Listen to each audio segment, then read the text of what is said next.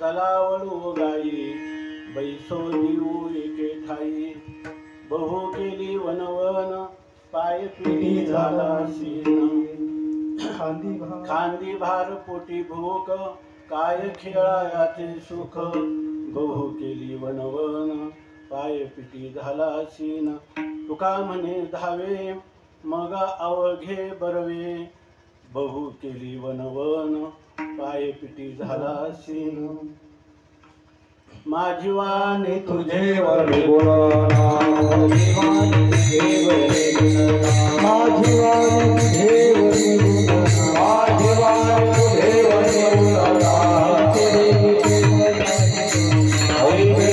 प्रेमा का आई तेरे प्रेमा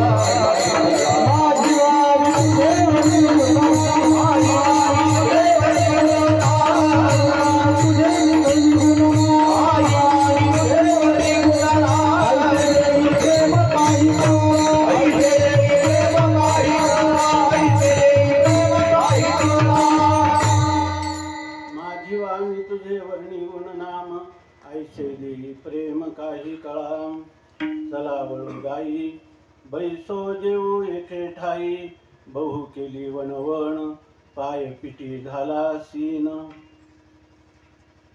संत सम्राट भगवान ज्ञानोबाराय वैराग्य रागरसिक जगद्गुरु संत शिरोमणी श्री तुकोबाराय शांती ब्रह्म श्री संत एकनाथ महाराज महाराष्ट्रातील सर्व संतांची मांदियाळी वारकरी संप्रदायाचं परम आराध्य दैवत श्री पांडुरंग परमात्मा या गावाचे असणारी अधिष्ठात्री संरक्षण ग्रामदेवता श्री हरेश्वर महाराज आणि या ज्या ठिकाणी हा कार्यक्रम संपन्न होत आहे या प्रांताची असणारी अधिष्ठात्री संरक्षक संत देवता ज्यांच्या अवतार कार्यामध्ये देवाचीही लक्षणे आहेत आणि संतांची लक्षणे आहेत अशा प्रकारचं हे श्री हनुमानराय या दैवतांच्या अपूर्व असीम अद्भुत अहितुकी अशा दयेमुळं तुम्ही आम्ही सर्व ह्या श्रावण मासाच्या पावन पर्वामध्ये या ठिकाणी त्यांच्या चरणाजवळ त्यांच्या कृपाछत्राखाली जिवंत आहोत।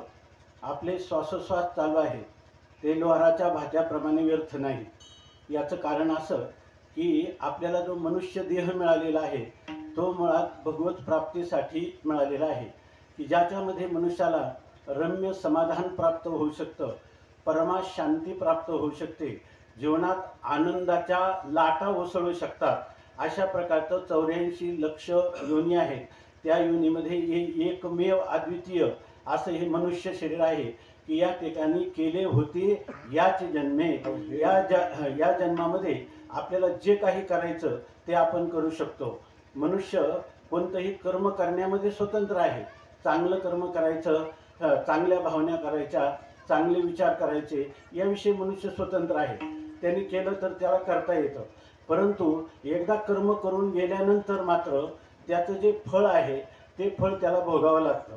मनुष्य कर्म करण्यात स्वतंत्र आहे पण जर तो म्हणेल की वाईट कर्म करून मी चांगलं फळ प्राप्त करीन किंवा चांगलं कर्म करून मला वाईट फळ पाहिजे हे त्याच्या हातात नाही। त्यावेळेला ह्या संपूर्ण जगताचा उत्पत्ती स्थिती आणि लय करता असणारा जो परमात्मा आहे त्याचा एक नियम आहे सृष्टीक्रमातला की जैसे ज्याचे कर्म तैसे फळ देतो ईश्वर. ज्याचं जसं कर्म आहे ते कर्म त्याला फल दिल्याशिवाय राहत नाही. त्यांनी कितीही जरी इकडं तिकडं हालचाल केली तरी सुद्धा त्या ठिकाणी त्याला त्या कर्माचं फल भोगावंच लागतं. केले कर्म झाले, केले कर्म झाले, केले कर्म झाले, केले कर्म झाले, केले कर्म झाले,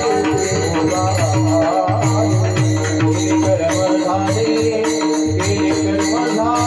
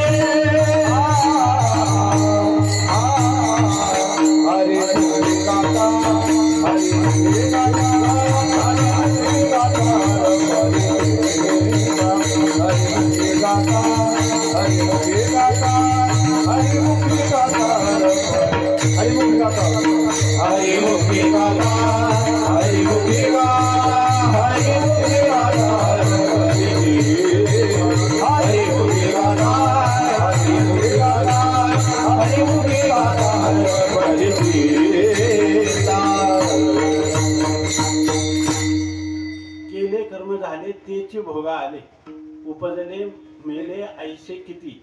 यामधून जगद्गुरु तुकोबाराय सांगतात की आपलं कर्म, त्या कर्माचं फल त्या मनुष्याला कितीही काही केलं तरी ते भोगावं लागतं. आपल्या भारतीय संस्कृतीच्या परंपरेमध्ये, वैदिक सनातनी परंपरेमध्ये हा नियम केलेला आहे की तो अकाट्य अशा प्रकारचा आहे, तो दगडावरची रेग आहे. यासाठी एक उपपत्ती किंवा दृष्टांत शास्त्रामध्ये दिला जातो. ज्या वेळेला संध्याकाळी गायी आपल्या गोठ्यात येतात त्यावेळेला वासरांना मोकळं सोडतात आणि ती वासरं अजून आजान असतात आणि त्या वासरांना आपली आई आली म्हणून ते दुसऱ्या गायीच्या काशीला लागतात. ती गायी त्यांना लाथाडते आणि अजून तिसऱ्या गायीचा आश्रय करतात.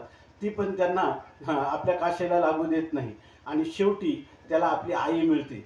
त्याप्रमाणे जीवाने आपण केलेल्या कर्माच्या फलाचा किती त्याग करण्याचा प्रयत्न केला तरी त्यांनी केलेलं जे कर्म आहे त्या कर्माचं फल त्याला अपरिहार्यपणे अवश्यपणे भोगावंच लागतं. हा गणितापेक्षाही तंतोतंत असा धर्मशास्त्राचा नियम आहे.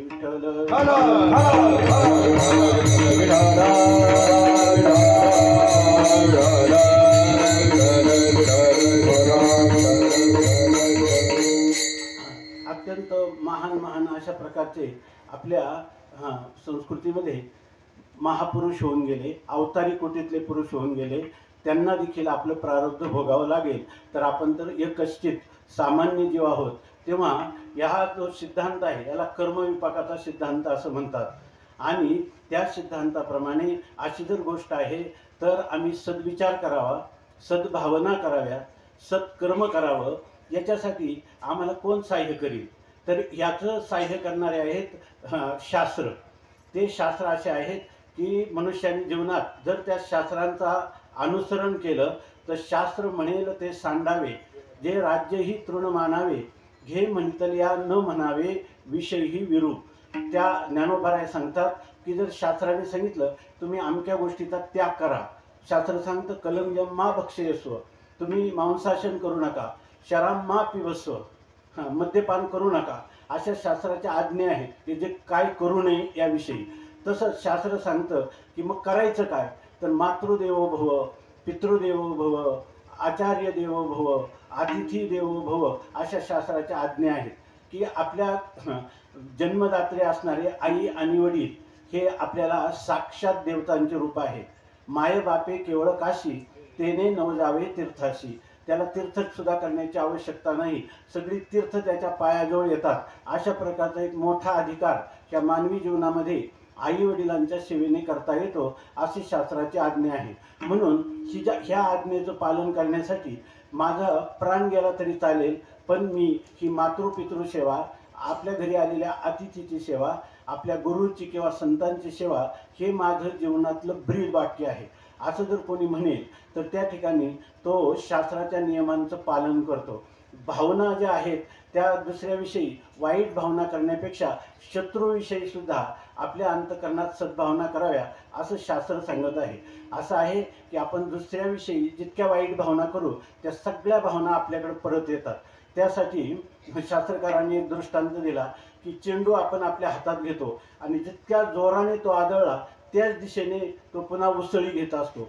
तसं आपण दुसऱ्याचा द्वेष जितका करतो तो द्वेष परतून आपल्याकडेच येत असतो.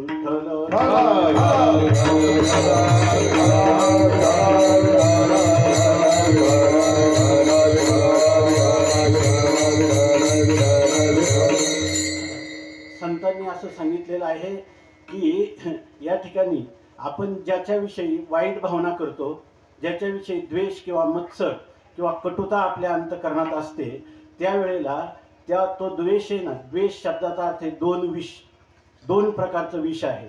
ज्याचा आपण ज्या वेळेला द्वेष करतो आपली त्याच्याविषयी वाईट भावना असते त्याच वेळेला आपली झोप जी आहे ती झोप उडून जाते. त्याच वेळेला आपलं मन चंचल होतं. म्हणजे तो शत्रू आहे तो आपल्या घरात शांत झोपलेला असतो, त्याला आपलं अंतःकरण दिसत नाही, पण आपलं अंतःकरण आपल्याला कळतं. त्यावेळेला त्याच्यावर जेव्हा आपण काही कृती करू त्यावेळेला त्याला दुःख होईल, त्याला एकच दुःख होईल आपल्या कृतीचं, पण आपल्या भावना झाली ते एक दुःख आपल्याला आहे आणि प्रत्यक्ष कृती करतो त्या पापाचं फलही अपरिहार्यपणे भोगावं लागतं. विठ्ठल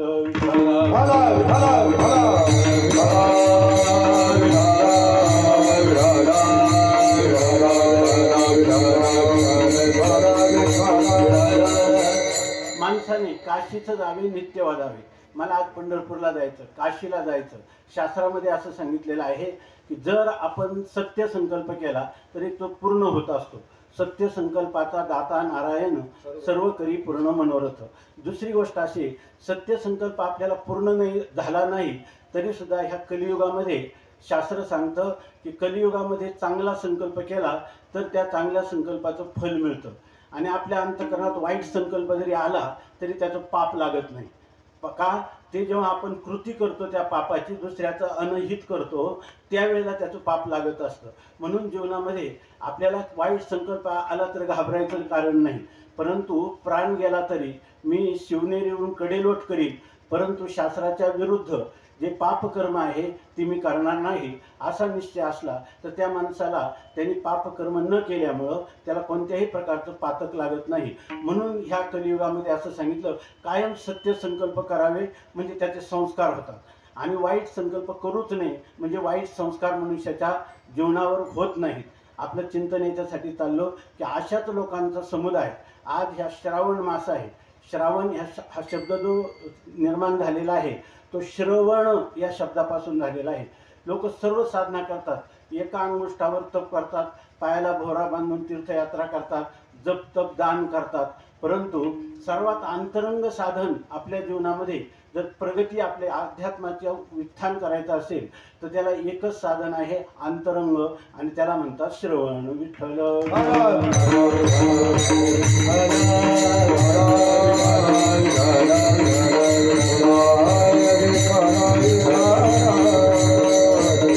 श्रवण म्हणजे ऐकणं, करमणूक करणं असा त्याचा अर्थ नाही.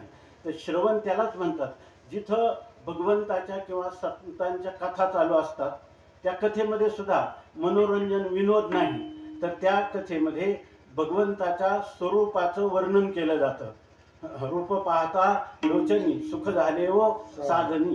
जिथं भगवंताच्या स्वरूपाचं वर्णन केलं जातं, ज्याचं लीला संकीर्तन परमात्म्याने आज आपलं काल्याचं कीर्तन आहे. काल्याच्या कीर्तनाची मर्यादा आहे. चरित्र ते उच्चारावे केले देवे गोकुळी. भगवंतांनी ज्या बालपणामध्ये त्या गोकुळामध्ये वृंदावनामध्ये ज्या लीला केल्या त्या लीलांचं वर्णन ऐकणं हे खरं श्रवण आहे. त्याच्यानंतर भगवंताचं नाम संकीर्तन करणं, राम कृष्ण हरी विठ्ठल केशवा किंवा संतांच्या नावाचं ज्ञानेश्वर माऊली, ज्ञानराज माऊली, तुकाराम अशा प्रकारचं संतांच्या किंवा देवांच्या नामाचं संकीर्तन करणं याला सुद्धा काय म्हणतात, करणं किंवा ऐकणं याला श्रवण असं म्हणतात. आणि एक श्रवण सर्वात उच्च कोटीचं आहे. त्याला ते जे साधन आहे त्याच्यामध्ये स्वरूप संकीर्तन असं त्याला म्हणतात. स्वरूप संकीर्तन याचा अर्थ खरं मनुष्य जन्म जो दिलेला आहे तो ज्ञानेश्वर महाराज म्हणतात की म्हणे मी कोण ऐसा करावा विचार म्हणे ज्ञानेश्वर निवृत्तीचा. मी म्हणजे नेमका हाडामासाचा पुतळा आहे का मी सुखदुःख भोगणारा कोणी आहे, की मी ज्ञानी आहे की मी अज्ञानी आहे, का 3.5 हाताचा देव मी आहे की माझा आहे, ह्या दिसतं याच्यापेक्षा वेगळं काही जगत आहे का, अशा प्रकारचा जो विचार संत संगतीत बसून सत्शास्त्राच्या द्वारा ह्या स्वस्वरूपाचा मी कोण आहे याचा विचार करणं हे खरं सर्वात मोठं कीर्तन आहे. त्याला स्वरूप संकीर्तन असं म्हणतात. आणि त्याचं श्रवण करणं ह्याच्यासाठी मनुष्य जन्म दिलेला आहे. आणि तुम्ही आम्ही आज 7 दिवस सेवा केल्यानंतर कालेच्या रूपाने, काला शब्दाचा अर्थ आहे की तुका म्हणे काला कोठे अभेद देखिला. काला शब्दाचा अर्थ आहे की 6 दिवस चिंतन केल्यानंतर आपल्या ठिकाणी जी भेदबुद्धी आहे, हा श्रेष्ठ आहे, हा कनिष्ठ आहे, श्रीमंत आहे, गरीब आहे, हा सुखी आहे, हा दुःखी आहे, अशा प्रकारची आपल्या जीवनामध्ये जी द्वंद्व आहेत त्या सगळ्या द्वंद्वांचा उपराम किंवा शांती व्हावी. आणि आपल्याला जिकडे पाय तिकडे बाई श्रीहरी वाचून तुझे नाही. माझ्या सकट हे सगळं विश्व जे आहे हे विश्व आनंदमय आहे, चिन्मय ज्ञानमय आहे, हे सगळं अमर आहे.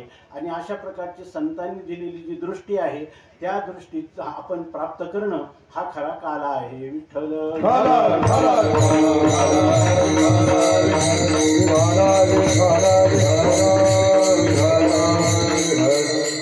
जो मनुष्य परमार्थात प्रवेश करतो त्याने पहिला हा विचार केला पाहिजे, मी परमार्थाचा जेव्हा मला गंध नव्हता तेव्हा माझ्या सगळ्या व्यवहारात भेदच होता. हा माझा, हा परक्याचा, हा श्रेष्ठ, हा कनिष्ठ, असा भेदातच माझं जीवन गेलं. आणि असं हेच जीवन गेलं असं नाही. ह्या जीवनाला कारण होणारं पहिलं जीवन आहे, त्याला कारण पहिलं जीवन आहे, त्याला कारण त्याच्यापेक्षा पहिलं जीवन आहे. म्हणजे अनादी अनंत काळापासून आपण किती जन्म झाले ह्याची गणित नाही. किती जन्म झाला फेरा आणि गणित नाही जी दातारा पडिलो आवर्ती भोरा वळसा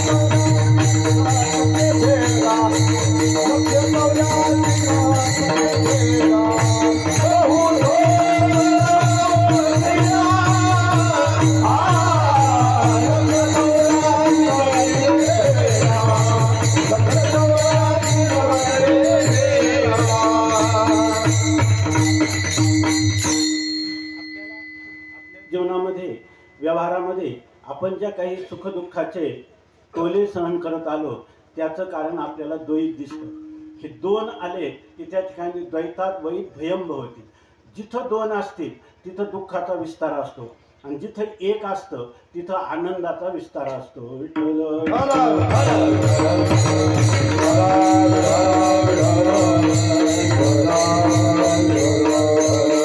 बरं, ह्या गोष्टी शास्त्रातच शिकवल्या जातात असं नाही. आपण पाहतो दिवसभर तर आपल्याला विश्रांती मिळतच नाही, रात्रंदिवस तळमळच चालू असते. परंतु आपल्याला जेव्हा आपण झोपतो त्यावेळेला आपल्याला फक्त दिवसभर हे जे सगळा पसारा दिसतो तो दिसत नाही, म्हणजे हे द्वैत दिसत नाही. तर प्रत्येक मनुष्य सकाळी उठल्यावर काय म्हणतो, मी खूप आनंदाने झोपलो होतो, मला काहीच कळलं नाही.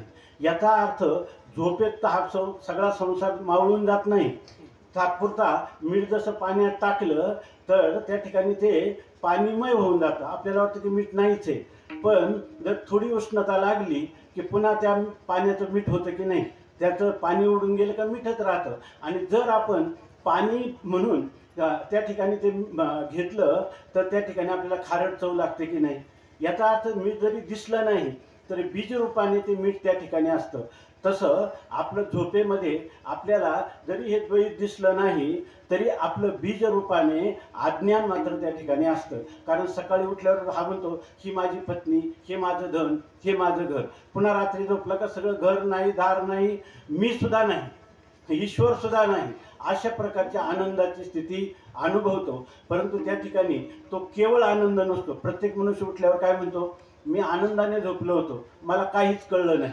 याचा अर्थ आनंद होता तिथं, आता सांगतो, पण ज्या वेळेला तो आनंद भोगला तेव्हा त्याला कळत होता का, नव्हता. त्या ठिकाणी अज्ञान नव्हतं, अज्ञान होतं. त्यामुळं त्याला त्या सुख मिळालं पण त्या सुखाचं ज्ञान झालं नाही. आपलं चिंतन याच्यासाठी चाललंय का जे हनुमानराय आहेत ते हनुमानराय आपल्याला नित्य ह्या असा आनंद देण्यासाठी या ठिकाणी हे जागृत देवस्थान आहे.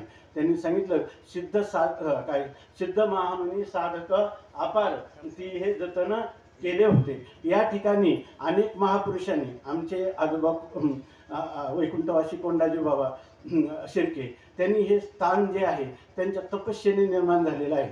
आमचे मामा ते तुकाराम मामा, त्यांनी याचा एक प्रकारचा विस्तार किंवा याला एक प्रकारचं प्रागट्य दिलेलं आहे.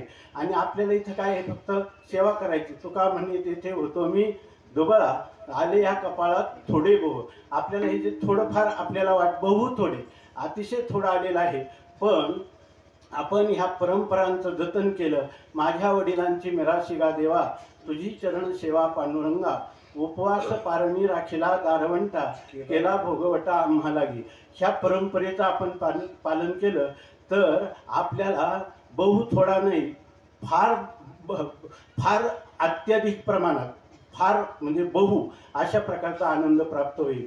चिंतन हे चाललं होतं की संतांनी आपल्याला जीवन जगण्याची अशा प्रकारची गुरुकिल्ली आपल्याला सांगत आहेत की झोपेतला आनंद तुम्हाला कळत नाही, पण आमच्या संगतीत या, आम्ही तुम्हाला असा आनंद देऊ का त्या आनंदाच्या कोटी साठवल्या आम्हा पोटी. आनंदाचं तुम्हाला वर्णन करता येणार नाही. तुम्ही रोगी असा, निरोगी असा, श्रीमंत असा, गरीब असा, तुम्ही स्त्री असा, पुरुष असा, ब्राह्मण असा, अंत्यज असा, काही जरी असलं तर सगळ्या संतांनी काय केलं, संत एकांती बैसले सर्व सिद्धांत शोधिले. एकांतात बसून ही मानवजात कशी सुखी होईल. आणि ते असं सुख नाही तर सकाळी झालं आणि संध्याकाळी गेलं. त्यांना नित्य सुख पाहिजे, निरंतर सुख पाहिजे, व्यापक सुख पाहिजे. ते कोणत्या देशाच्या कालाच्या मर्यादेने युक्त नाही, असं सुख देण्यासाठी ते सांगतात. हा नित्य सुखाचा अनुभव आम्ही तुम्हाला त्यांनी हृदये एक झाले आणि ये हृदयीचे ते हृदयी घातले, द्वैत न मोडिता केले आपणा ऐशे पार्था. त्याचा अर्थ असा आहे, ज्ञानोबाराय सांगतात की या हृदयामध्ये जी आम्ही संत सांगतात अद्वैताची अनुभूती घेतो. अद्वैत म्हणजे दुसरं कोणी नाही, एकच एक परमात्म तत्व सर्व भरपूर, किंवा ज्याला आपण म्हणतो ठोस सबराभरी भरलेला आहे, अशा तत्वाची तुम्हाला आम्ही या हृदयातून ते जे काही विचार आहे, जो सिद्धांत आहे तो तुमच्या हृदयात आम्ही संक्रमण करू. आणि तुम्हाला असं वाटेल मग आम्हाला खायचं काय, आमचा व्यवहार कसा व्हायचा. आज जसा अज्ञानात व्यवहार चालतो तसा सगळा व्यवहार होत राहील, परंतु त्या व्यवहारापासून तुम्हाला दुःख होणार नाही. उलट तो व्यवहार सगळा होत असताना तुम्हाला आता जोपर्यंत हा व्यवहार सत्य वाटतो तोपर्यंत तुम्हाला दुःख होत असतं. आणि जर व्यवहार सगळा असाच घडला पण तो मिथ्या आहे, स्वप्नाप्रमाणे आहे, असं एकदा संतांच्याकडून कळलं की तुम्हाला किती दुःखाचे डोंगर जरी झाले तरी तुमचा रोम वाकडा होणार नाही. अशा प्रकारची जीवन जगण्याची कला संतांनी आपल्याला दिलेली आहे. आणि ते संत श्रेष्ठ हनुमानराय आहेत. विठ्ठल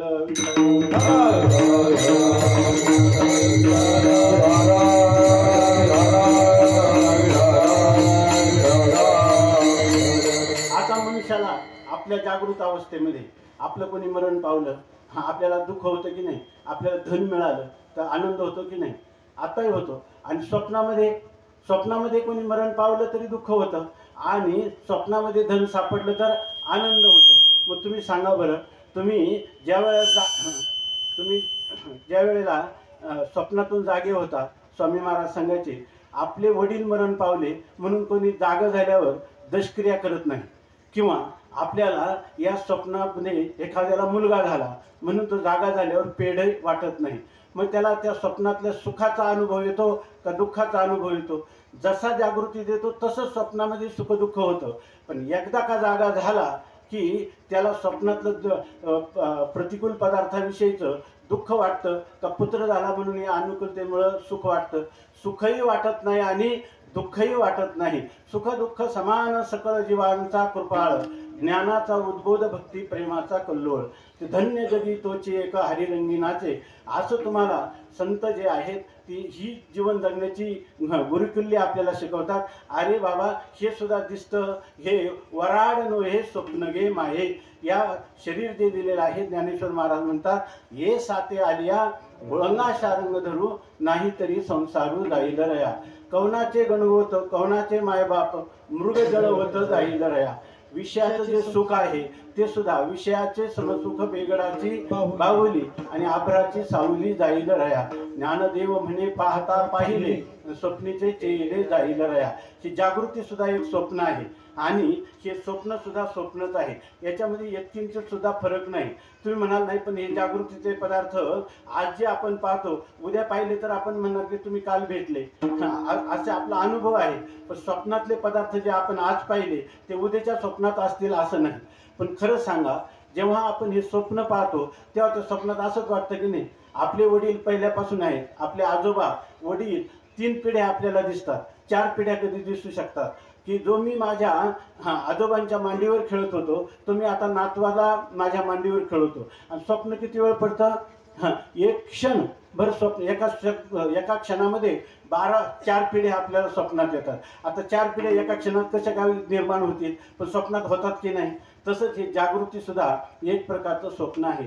ज्ञानोबा सांगतात वराड नव्हे, हे खरं जमा झालेलं वराड हे खरं नाही, हे स्वप्न गेम आहे. हे स्वप्न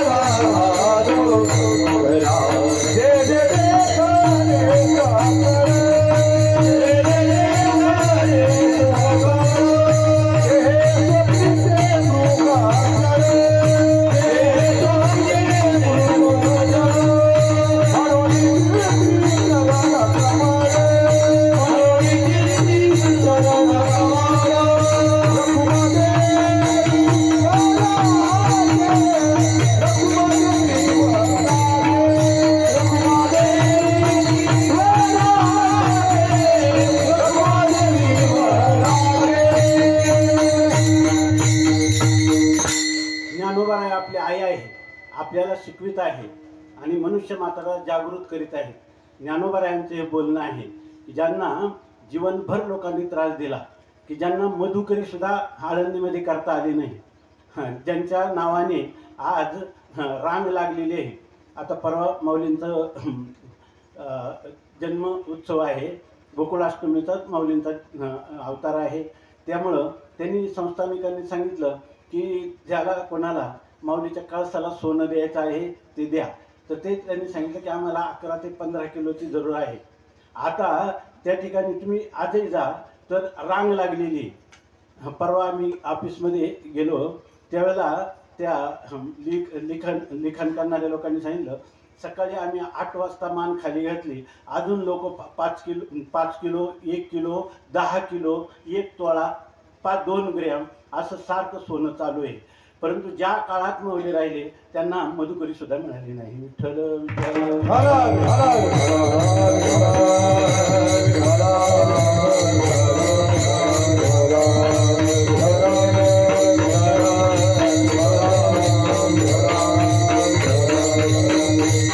पण माऊली आई आहे. लेकुराचे हित वाहे माऊलीचे चित्त, आईशी खळवळ्याची जाती आणि करी लाभा विन प्रीती. या ठिकाणी आईला मुलाकडून काहीच अपेक्षा नाही, पण मुलाचं कल्याण कसं व्हावं हे रात्रंदिवस आईची चिंता आहे. वाहे लाभा विन प्रीती, आपल्याला काही लाभ व्हावा नाही, पण प्रेमासाठी प्रेम आई करते.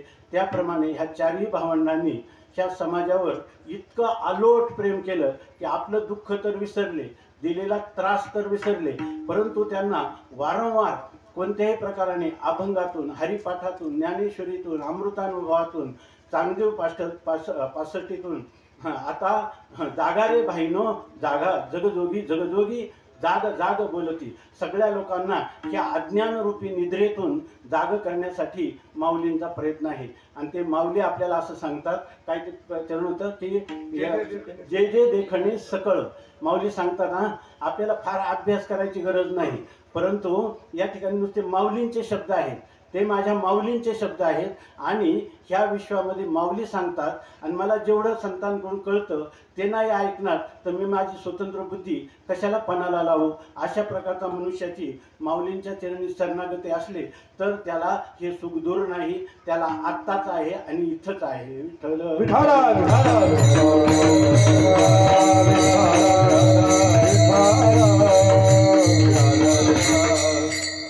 माऊली सगळ्यांना सांगतात, हे माता भगिनींनो, हे बंधू वर्ग हो, हे माय बापू हो, अशा प्रकारचं सांगतात की जे जे देखणे सकळ.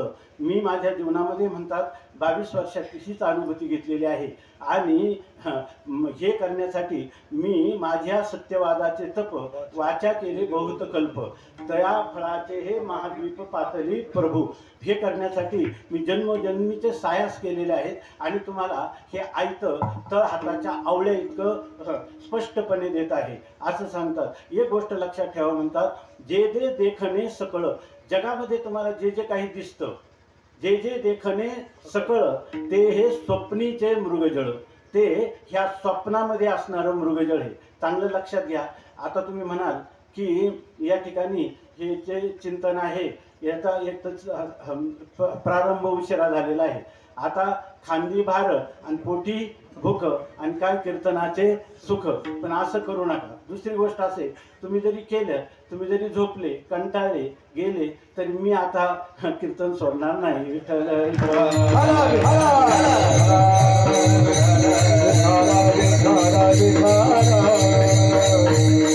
स्वामी महाराज सांगत होते, सांगायचे नेहमी, एका माणसाने जांभळं विकत घेतली आणि 2 रुपयाला जांभळं विकत घेतली आणि त्यांनी तोंडात टाकलं. जांभळ तोंडात टाकल्यावर त्या जांभळात होता एक भुंगा, आणि तो भुंगा जो आहे तो चिरचिर करायला लागला. आता तो दाढी खाली गेला. तो मनुष्य म्हटला, मी 2 रुपये देऊन घेतलेला आहे, आता तू चिर कर नाही तर फिर कर, मी तुला खाणार. विठ्ठल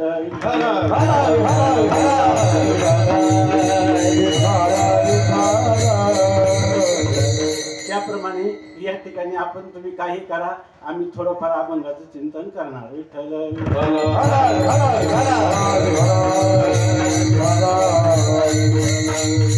आणखी स्वामी महाराज विनोदाने सांगायचे की एक साधू एका गावात आपला भ्रमण करत असताना मारुतीच्या मंदिरात गेला. आणि त्या मंदिरामध्ये गेल्यावर तो एकटाच होता. तो हे ब्रह्मज्ञानाचं चिंतन करणार होता. तो तिथे गेल्यावर तो म्हणायला लागला, ब्रह्म सत्यम जगद मिथ्या जीवो ब्रह्मैव नापरहा. ब्रह्मच एक सत्य आहे या ठिकाणी, आणि जीव हा ब्रह्मरूप आहे. जीव काय असा मरका नाही, जीव अज्ञानी नाही, जीव दुःखी नाही. त्याचं खरं स्वरूप जे आहे तो घनीभूत आनंदाचं त्याचं स्वरूप आहे, तो खरा ज्ञान स्वरूप आहे. असं तो आपला चिंतनात राहिला. तेव्हा त्या माणसाला वाटलं की गावात साधू आलेले आहे, त्यांनी दर्शन घेतलं.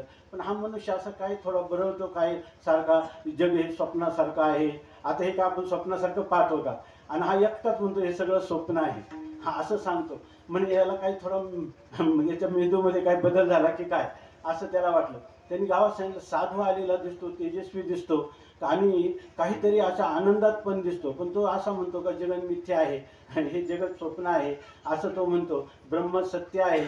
मग ते लोक पाहायला गेली, तर ते लोक गेल्यावर त्याला वाटलं ह्या गावचे लोक रसिक आहेत, आपण केवळ चिंतन करतो ह्या सगळ्यांना सांगू. म्हणून तो सांगायला लागला ब्रह्म सत्यम जगन मिथ्या जीवो ब्रह्मैव नापरः. ब्रह्म सत्य आहे, जगत हे स्वप्नासारखं आहे, त्याचा विचार करू नका.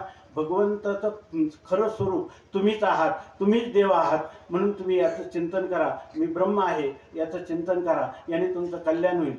तो मनुष्य म्हणायला लागला आले तेव्हा जरा बरे होते, आता यांचं जरा जास्त वाढलं.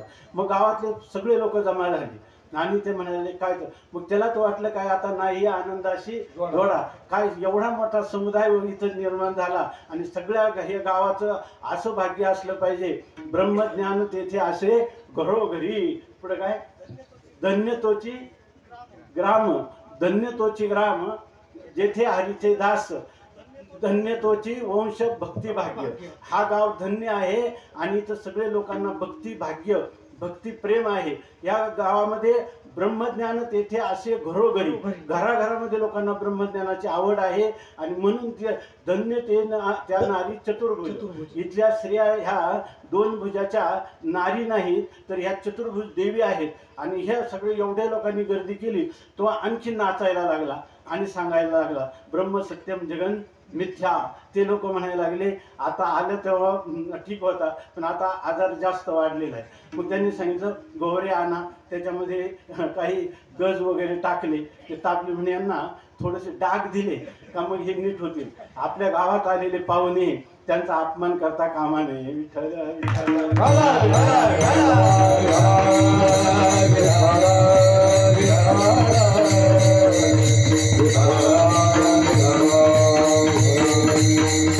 त्या लोकांनी दिले ना गाव त्याला, पण मला माहित आहे हे आमचा गाव आहे की नाही. किमान कीर्तन नाही ऐकलं तरी डाग नाही देणार.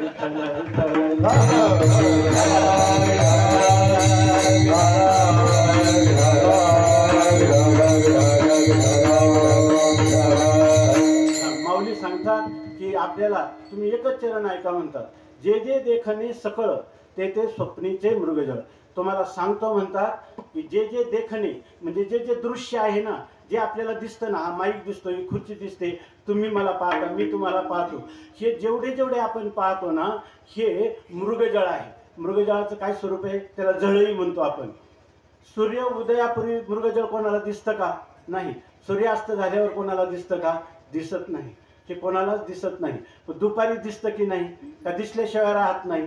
दिसलं तरी सुद्धा हे मृगजळ ही जळही पाहिली की हरणाला वाटतं की ताण लागते, मग त्याला वाटतं इथं पाणी मिळेल, ते घसा मृगजळ दिसे सासपणा ऐसे, मृगजळ दिसे सासपणा ऐसे, मृगजळ दिसे सासपणा ऐसे, मृगजळ दिसे सासपणा ऐसे. कोठियाचे पिसे उर भोरी, कोठियाचे पिसे उर भोरी, जानोनी काकरा आपुदारे घाट, जानोनी काकरा आपुदारे घाट, जानोनी काकरा आपुदारे घाट, जानोनी काकरा आपुदारे घाट.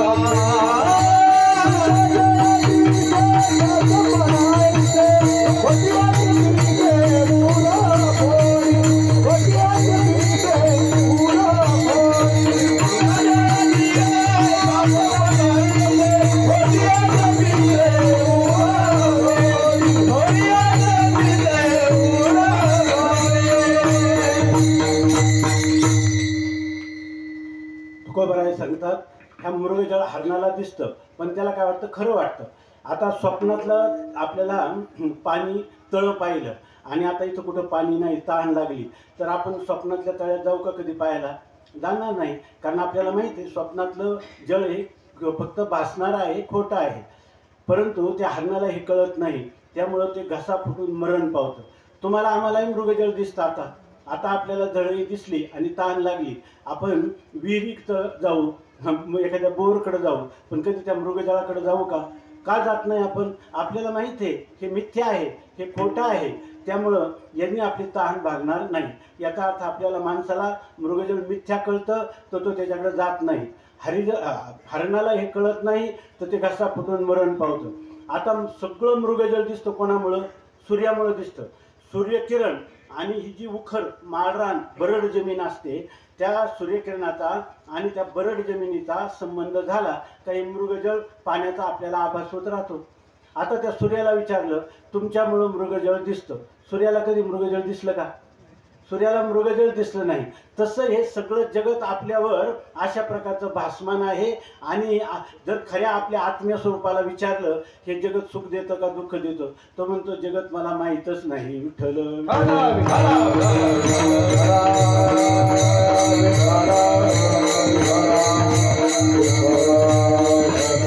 या जगताचं कारण नसून आपण आपल्या उरावर हा माझा पुत्र, हे माझं धन, हे माझं घर असा नसतं कारण हे आपण आपल्या उरावर ओढून घेतलेलं आहे. विठ्ठल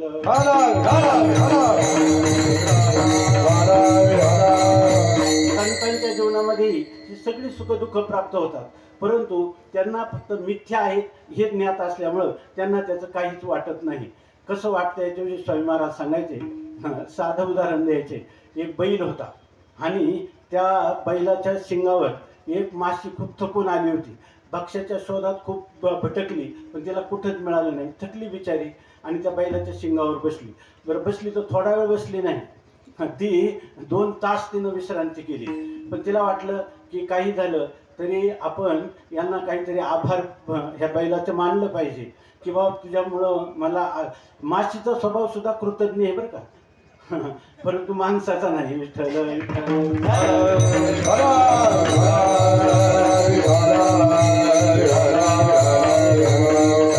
ती माशी त्या बैलाच्या डोळ्यासमोर आली आणि त्यांना म्हटली बैल महाराज थँक्यू, मी तुमचा आभारी आहे. त्यांनी सांगितलं का बरं?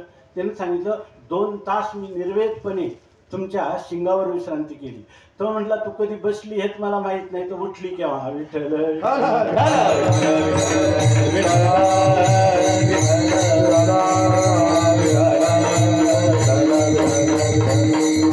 तशी स्थिती आहे बरं का. सगळा तुमचा आमचा आत्मा असा आहे की त्याला कशाचंच ओझं नाही आणि त्याला कशाचं ओझं दूरही करायचं नाही. जर संतांच्या संगतीत बसून आपण हे आत्मज्ञानाचे धडे घेतले तर त्या मनुष्याला तो चोखामेळा असो किंवा तो लतीफ मुसलमान असो, बैसता संतांचे संगती, बैसता संतांचे संगती, बैसता संतांचे संगती, बैसता करो आले कमलापती, करो आले कमलापती, करो आले कमलापती, करो आले कमलापती. आपुले कोणीच नवती जगी, आपुले कोणीच नवती जगी, आपुले कोणीच नवती जगी, आपुले निश्चयती ऋणलाला, निश्चयती ऋणलाला,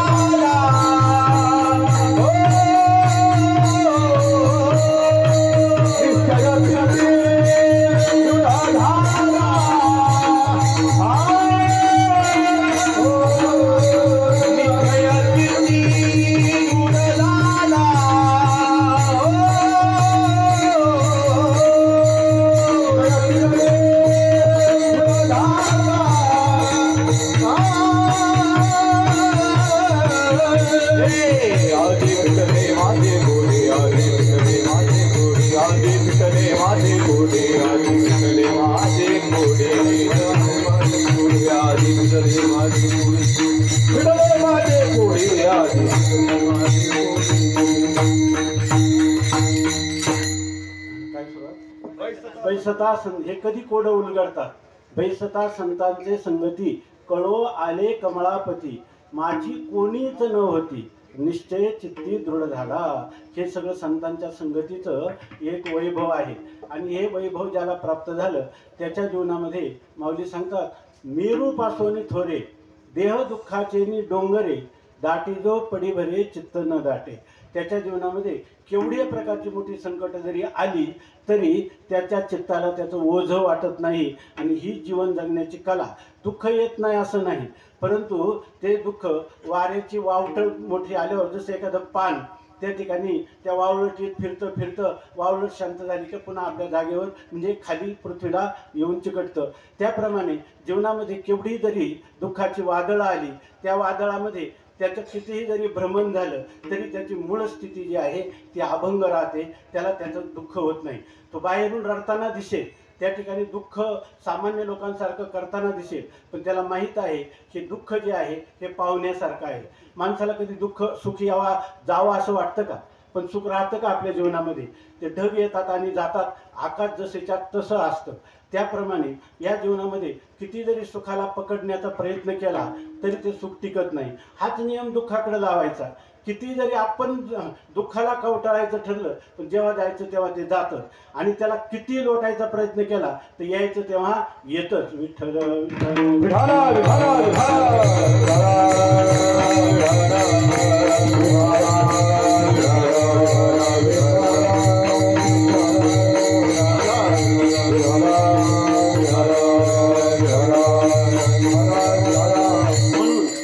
मेरू पर्वतासारखी दुःख जरी आली तरी त्या ठिकाणी ते खरा दुःख करत नाही. तो दुःखाचं नाटक करत असतो. नाटकामध्ये ज्या वेळेला चांगुना त्या स्त्रिया आपल्या काय त्या चिलिया बाळाला उखळामध्ये कुटते आणि आपण सगळे ते नाटक पाहत असतो. आपल्या डोळ्यातून अश्रू व्हायला लागतात, कारण त्या आईला किती दुःख होत असेल. पोटेचा ज्याला आपण जन्म दिला ह्या उदरातून आणि त्याला आपल्याला आज ह्या मुसळाने ह्या उखळामध्ये कुटावं लागत आहे. तिच्या डोळ्यात सारख्या धारा लागतात. ते पाहून आपल्याला सुद्धा आपलं अंग रोमांचित होतं आणि आपल्या डोळ्याला धारा लागतात. खरं सांगा बरं, ती चांगुना जेव्हा रडत असते तेव्हा ती आनंदी असते का दुःखी असते? तुम्ही सांगा. याच्यात जबाबदारी तुमची पण आहे ना, सगळी काय आमची नाही. आणि तुम्ही जर याच्यात मनपूर्वक भाग घेतला नाही तर आपलं सर्वच फुकट आहे. विठ्ठल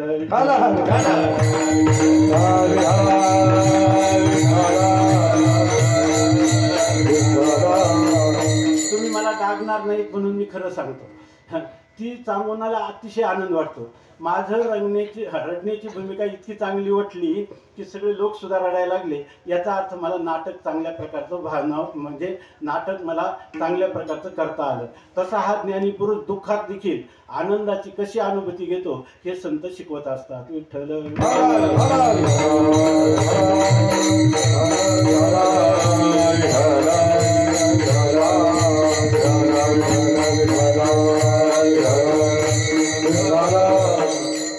घडलेली गोष्ट सांगतो. स्वामी महाराज तुम्ही म्हणा काल्याचं कीर्तन आहे. मग आता हे चाललंय ना, ज्या काला जीवनात झाला पाहिजे, जे ऐक्य देवाचं आणि जीवाचं झालं पाहिजे, त्याचं नाव तर खरं काल आहे. मग आता त्याचंच आपण चिंतन करीत आहोत. जरी त्या ठिकाणी अजून आपण काही आरंभ केलेला नसता तरी हा काला नाही तर काय कालवा कालव आहे का? विठ्ठल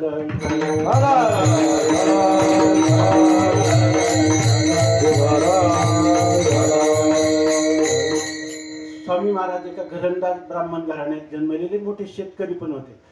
त्या ठिकाणी त्याला काय पूर्वीच्या काळात ते संस्थानिकासाठी काही सरदार की त्यांच्याजवळ होती. त्याला काय म्हणतात मला आता आठवत नाही. तर जागीरदार होते. आणि ते बालपणामध्ये त्या ठिकाणी त्यांनी आळंदी सोडली. त्यांची मोठी भाऊजई होती.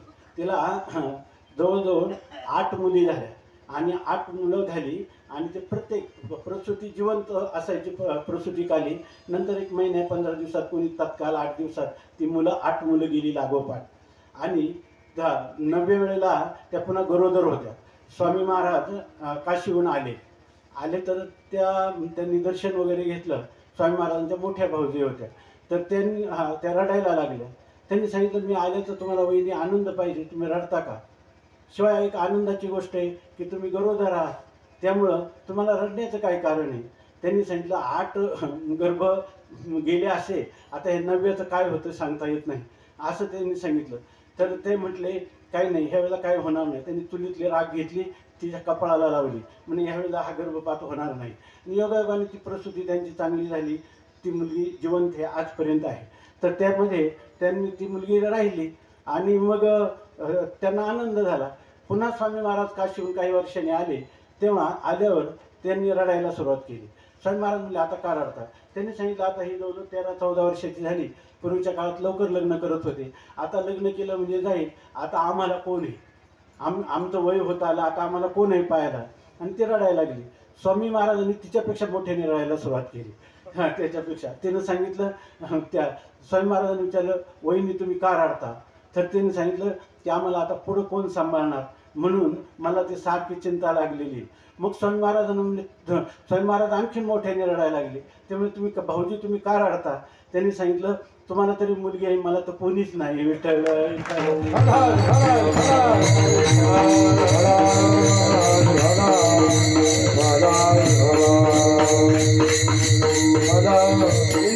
वहिनींनी सांगितलं भाऊजी तुम्ही रडू नका, आम्ही नाही का तुम्हाला, आम्ही आहेत ना तुम्हाला, तुम्ही काळजी कशाला करतात? ते म्हटले मग दुसरं काही नाही. म्हटले मग मी नाही का तुम्हाला म्हातारपणी ज्ञानेश्वरी सांगेल, मुलगा नव्हता तुम्हाला प्रसूतीचे कष्ट न घेता ज्ञानेश्वरी सांगून तुमचा उद्धार करील, तुम्ही रडता का? ते म्हणे मी थांबते. मग तुझं थांबलं का माझं थांबलं? विठ्ठल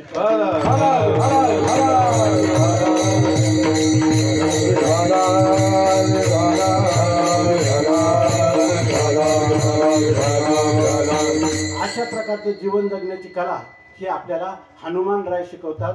सगळे संत सगळं शास्त्र आपल्याला हेच सांगतात, हात उभारून सांगतात.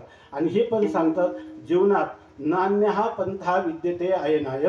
तुम्हाला जर दुःखातून कायमचं मुक्त व्हायचं असेल, परमानंदाची प्राप्ती करून घ्यायची असेल, आणि तुम्ही जर म्हणत असाल अजून दुसरा मार्ग सांगा, याला दुसरा कोणताच मार्ग नाही. आहे मार्ग, पण पुन्हा पुन्हा जन्म घ्या आणि पुन्हा पुन्हा मरत राहा. विठ्ठल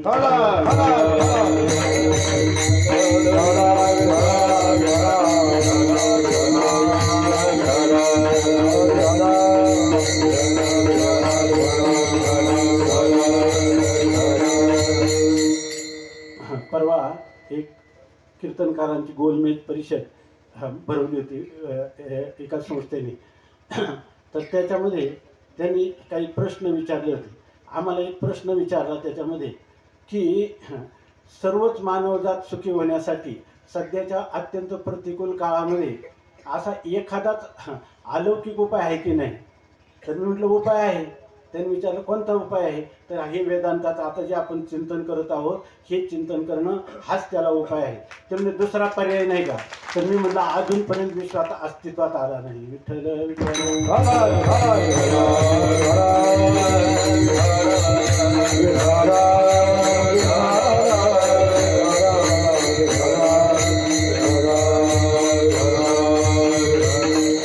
आणि अशा प्रकारचा आपलं आत्मकल्याण व्हावं म्हणून हनुमानरायांच्या छत्राखाली तुम्ही आम्ही या ठिकाणी जगद्गुरु तुकोबारायांचा ह्या काल्यातल्या प्रकरणातला एक अभंग आपल्याला वाचून दाखवला. आणि त्या अभंगाचं यथाशक्ती यथामती अगदी उर्वरित थोड्या वेळात आपण चिंतन करण्याचा प्रयत्न करू.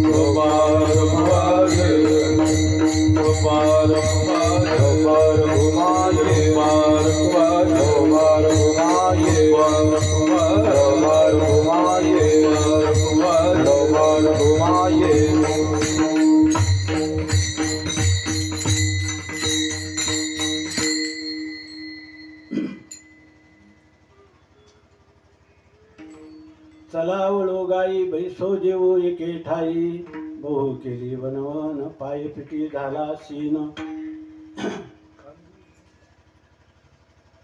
बहु केली वनवन पाय पिटी झाला सीन खांदिहार पोटी भूक काय खेळायाचे सुख तुका म्हणे धावे मग अवघे बरवे. आपल्या वारकरी संप्रदायामध्ये एक दंडक असा आहे की काही कीर्तन करण्यामध्ये कीर्तनकार स्वतंत्र आहे, परंतु हा जो काल्याचा प्रसंग आहे या प्रसंगामध्ये चरित्र ते उच्चारावे केले देवे गोकुळी. गोकुळामध्ये भगवान परमात्म्याने श्रीकृष्ण परमात्म्याने ज्या लीला केल्या त्या लीलांचं वर्णन करावं असा एक प्रकारचा दंडक किंवा अलिखित अशा प्रकारचा नियम आहे. त्याप्रमाणे आपल्याला काही का होईना हे चिंतन करणं आवश्यक आहे. आता आपण तेच चिंतन केलं, परंतु ते तात्विक अंगाने केलं आणि इथं भावनेच्या अंगाने भगवंताने जेव्हा श्रीकृष्ण अवतार धारण केला तेव्हा सामान्य लोकांना देखील आपल्या हृदयात घेऊन त्यांना कवटाळून त्यांच्याबरोबर क्रीडा करून त्यांना आनंद देत देत भगवंताने ज्या लीला वर्णन केल्या त्या लीलांचं वर्णन करावं अशा प्रकारचं सांगितलेलं आहे. आणि त्या संबंधाने हा काल्याच्या कीर्तनासाठी निवडलेला अभंग आहे. या अभंगामध्ये तुकाराम महाराज एकदम सरळ आपल्याशी बोलत आहे आणि त्या असं सांगतात की चला आपण सगळेजण चला, म्हणजे सगळेजण जे आहे सावध व्हा आणि सावध होऊन आता आपलं मागचं जीवनामध्ये जे काही घडलंय ते घडलेलं आहे. काय घडलेलं आहे? बहु केली वनवन. आपण रात्रंदिवस भरपूर आपला वाक्प्रचार आहे, खूप वनवन केली. याचा अर्थ अनेक प्रकारची धडपड केली, पण त्याला वनवन का ठरली? त्याच्यात यश कधी आलंच नाही. आता यश कसं येईल? जिथं अपयशच आहे त्या अपयशात तुम्ही यश शोधायला लागलं तर तुम्हाला कसं येईल? कधीच त्याच्यामध्ये यश येणं शक्य नाही. आपली एखादी वस्तू हरवली आपल्या घरात आणि आपण दुसऱ्याच्या घरात शोध केला तर ती कधी मिळेल का? तसं स्थिती झाली आहे.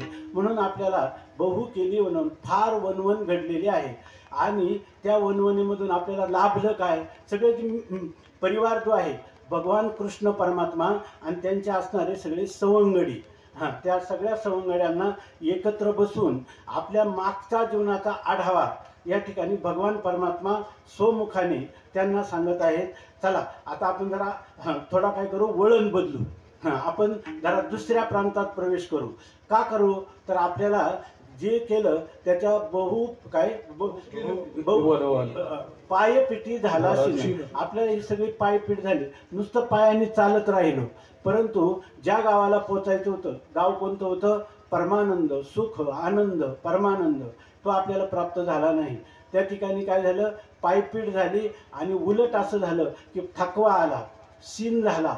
आता इतका सीन झाला की आता बुद्धी कुंठित झाली, इंद्रिय थकली, आता काय करावं ते सुचत नाही आणि आतून तर सारखी भूक लागलेली आहे. आणि अशा वेळेला आपल्याला खरी शांती, समाधान, रम्य समाधान, परमाशांती कशाने प्राप्त होईल? मी तुम्हाला आता जरा त्याच्यातली खूण सांगतो. ते निजखूण, त्यातलं रहस्य, त्याचं मर्म मी तुम्हाला सांगतो. असं भगवान परमात्मा आपल्या सवंगड्यांना, त्या गवळ्यांच्या मुलांना, गोपांना या ठिकाणी सांगतात. जेव्हा कधी कधी भगवंताचा गोपींशी संबंध येतो, ज्यांनी आपलं सर्वस्व परमात्म्याच्या चरणी समर्पित केलं होतं, त्यांनाही सांगतात, आपल्या सवंगड्यांनाही सांगतात, आपल्या नंदबाबा यशोदेला आपल्या आईवडिलांनाही सांगतात आणि त्यांच्या वयामध्ये असणारे सगळे जे वयोवृद्ध, तपोवृद्ध, त्यांना ज्ञानवृद्ध अशा सगळ्या लोकांना भगवंतांनी एकत्र करून काला केलेला आहे. आणि ह्या काल्यामध्ये सर्वांना एक छत्राखाली आपलं शीतल, आल्हाद, आनंदी अशी छाया त्या ठिकाणी त्यांना प्रदान केलेली आहे. तेव्हा आपल्या सवंगड्यांना, ते सवंगडी काय फार मोठे विद्वान होते असं काही नाही, गवळी याची ताक पिरे आणि कोण पोरे चांगली, एवढा त्यांचा छंद देवा काय सेवा भक्ती. त्यांनी फार मोठी भक्ती केली होती असे नाही. कृष्ण हा आपला एक मित्र आहे, आपला एक सवंगडी आहे असे म्हणून कृष्ण परमात्म्याच्या जीवनामध्ये ते त्याचे मित्र झालेले होते. परंतु परमात्म्याला वाटतं यांनी ही गवळी याची पोरं असली, ताक पिणारी असली तर यांनाही माझ्यासारखं लोणी खायला मिळालं पाहिजे. इतरही आईवडील आहेत, पण माझे आईवडील मला साक्षात परमात्म्याला ज्यांच्या उदरात जन्म मिळाला असं मला भाग्यवान समजतो आणि त्यांना मी काय असं आज्ञानी ठेवू? त्यांना या संसार दुःखामध्ये खितपत ठेवू म्हणून त्यांना सुद्धा भगवान परमात्मा कधी विश्वरूप दाखवतात, कधी बोलता चालता हसत खेळत लढीवाळपणाने त्यांच्या पोटात शिरून त्यांना आपण गुरु दाखवत नाही, पण त्यांनाही उपदेश केल्याशिवाय राहत नाही. विठ्ठल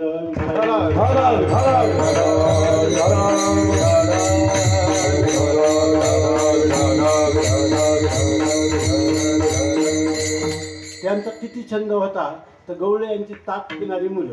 त्यांचा एक पेंद्या नावाचा मित्र होता आणि त्याच्या आईनं ताक केलं होतं आणि त्याला प्यायला दिलं.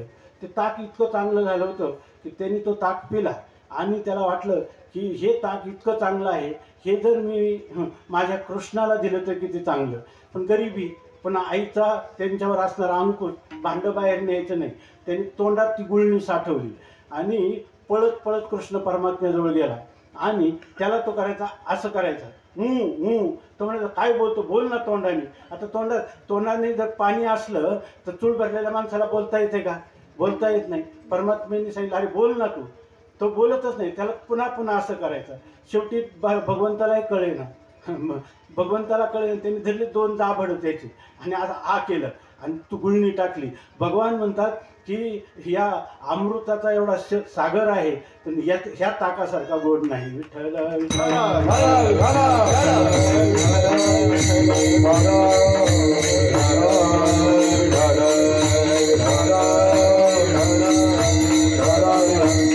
पण एवढा त्यांचा छंद देवा, काय सेवा भक्ती. ती कुब्जा जी आहे ती 3 ठिकाणी 8 ठिकाणी वाकडी कुब्जा आणि भगवान परमात्म्याने तिला एका क्षणात सरळ केलं आणि तिला सगळं आपलं सौंदर्य प्रदान केलं. अशा प्रकारे तुका म्हणे रूपराशी, तुका म्हणे कुब्जा दाशी आणि रूपराशी हिनका. अशी विदुराच्या घरी कन्या खाल्ल्या भगवंताने. ते म्हणतात काय उपवास पडले होते कन्या भोवते विदुराच्या, त्याला काय उपवास पडले होते का? इकडं दुर्योधनाचा राज्याचा शासकाचा भगवंतानी आतिथ्य स्वीकारलं नाही पण विदुराच्या घरी कन्या भक्षण केल्या. असा हा परमात्मा हा दीनवत्सल आहे. विठ्ठल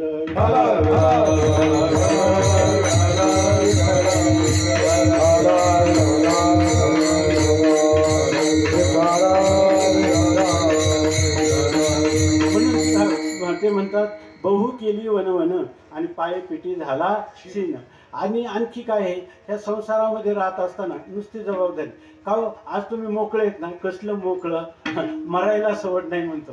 कालपर्यंत वाटलं होतं की उद्या थोडं शांत, आज आपल्या गावची यात्रा आहे, आज काल्याचं कीर्तन आहे, आपण ते ऐकू तरी. परंतु काय म्हणतात, एक टाकीता तो पुढे उभे एक. या ठिकाणी अशी आहे की बहु केली वनवन पाये पिटी झाला सीन. पण आमचं जीवन जर पाहिलं तर काय आहे, अहो पण काल्याचा आज इथं प्रसाद मिळणार आहे आणि प्रसाद म्हणजे काय आहे, सगळं गोडधड आहे. त्या ठिकाणी तुम्ही चला सगळे.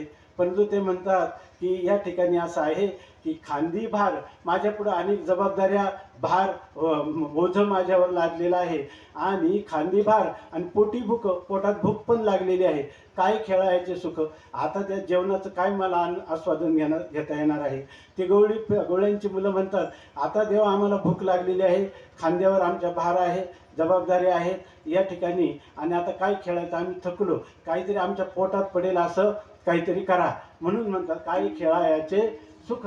तर तेव्हा जगद्गुरु तुकाराम महाराज किंवा परमात्मा त्यांना सांगतो की असं आहे की आता तुम्हाला सुख पाहिजे ना, चांगलं लक्षात घ्या. जर तुम्ही एकाग्रतेने ऐकलं तर मी कीर्तन वेळेत सोडेल आणि जर तुम्ही शांतपणाने झोपले किंवा दुसरे विचार जर केले तर तुम्हाला कसं कळतं, तुमच्या झोपेवरून, मान खाली जाण्यावरून किंवा अनेक असणारे जे हालचाली त्याच्यावरून एवढं कळतं की या ठिकाणी. बरं नसलं कळत तर मी म्हणतो मला कळतं. विठ्ठल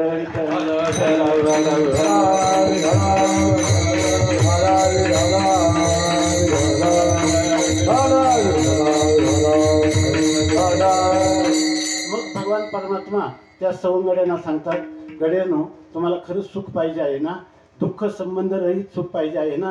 आता तुमचं दुःख तुम्ही माझ्या पुढं या ठिकाणी ओकलं, मला सांगितलं, बहु केली वनवन पाये पिटी झाला सीन, खांदी भार पोटी भूक, काय खेळा याचे सुख. एक चांगली गोष्ट झाली. आता तुम्हाला जरी मी किती हुतुतू आट्यापाट्या चेंडू लगोरी हमामा हुंबरी अनेक प्रकारचे परमात्म्याने त्या वाळवंटामध्ये खेळ केले यमुना तटाकावर, परंतु ते म्हणतात आता आम्हाला खेळण्यात काही सुख वाटत नाही. तसं तुम्ही पण आता या संसारामध्ये तुम्ही पूर्णपणे तापलेले आहात, त्रिविध तापाने संतप्त झालेले आहात. त्या ठिकाणी विषयाच्या सुखात रंगलेले आहात, पण ते सुख खरं सुख नाही, ते तुम्हाला आता कळून आलं. माणसाला हा संसार दुःखरूप आहे एवढं कळलं तरी त्याच्या सुखाला सुरुवात होत असते. ज्याला वाटतं ना नाही पण अजून थोडं धन मिळालं, थोडी कीर्ती मिळाली, अजून काही बहुमान मिळाला म्हणजे माझं सुख वाढेल, अशी ज्याची कल्पना आहे त्याला कधी सुख स्वप्नात देखील येणार नाही. परंतु हा संसार दुःखमय आहे.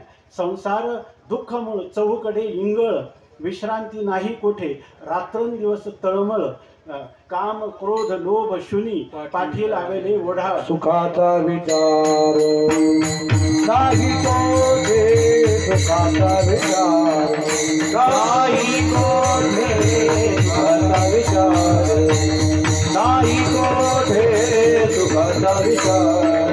हा दुःख भागवती आहे हा संसार, सुखाचा विचार नाही कोठे, सुखाचा विचार नाही कोठे.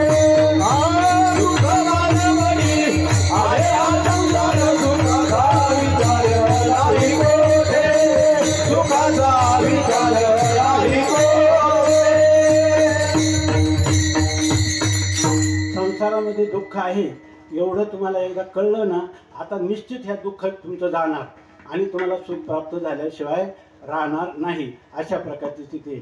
आता आपलं चाललं तर थोडक्यात काय अनेक गोष्टी स्वामी महाराजांच्या आपल्या सर्वांच्या आशीर्वादामुळं स्वामी महाराजांच्या पायाजवळ राहण्याचं भाग्य आपल्याच पुण्याईनं आम्हाला लाभलं. म्हणून काही गोष्टी अशा पाहायला मिळाल्या, घडल्या की आयुष्यभर त्या आपल्या हृदयपटलावर कोरल्या गेल्या. तर त्यामुळं ते 10,000 ग्रंथ वाचून जे आम्हाला समजलं नसतं किंवा तुम्हाला सांगता आलं नसतं, ते स्वामींच्या कृपादृष्टीनं आम्हाला थोडंफार आले या कपाळात थोडे भाऊ, त्याच्यातली घडलेली गोष्ट सांगतो. विठ्ठल विठ्ठल